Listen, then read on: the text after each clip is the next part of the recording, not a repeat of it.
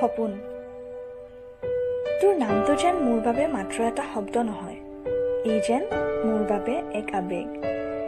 কেতিয়াবা মোৰ বৰ মন যায় তোক জোৰকৈ এবাৰ সাবটি ধৰিবলৈ আৰু সাবটি ধৰি তোক বহুত মৰম কৰিবলৈ। তোৰ সেই মিঠা হাঁহিটো যে দেখিলেই মই নতুনকৈ জীয়াই উঠো।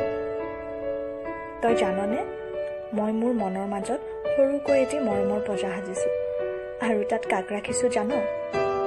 তোক আৰু আমাৰ মৰমক। জোনবাইটিয়ে আমাৰ মৰমৰ পজাটিক সদায় পোহৰাই ৰাখিব। আকাশৰ জিলমিলকৈ নাচি থকা তৰাকেইটাও প্ৰেমৰ নতুন পলাশ বিলাইছে। তোৰ চকুযোৰলৈ চালে যেন মই নিজক বিচাৰি পাওঁ। তোৰ প্ৰেমৰ সান্নিধ্যত মই যেন নতুনকৈ জীয়াই উঠো। কেতিয়াবা মোৰ বৰ মন যায় বগলীৰ দৰে দেউকাত দৌৰি উৰি উৰি দিগন্তৰ সিটো পাৰে তোৰ মনৰ মনোৰম সপোনৰ ৰাজ্যৰ সৈতে ৰঙৰ নতুন কাৰেং গঢ়িব। কিন্তু সপোনৰ টোপালবোৰে চোন সদায় অজান দেশলৈ যায়, জীৱনৰ পৰিধি ভাঙি। মনটোৱে চোন সদায় তোৰেই হ'ব বিচাৰে।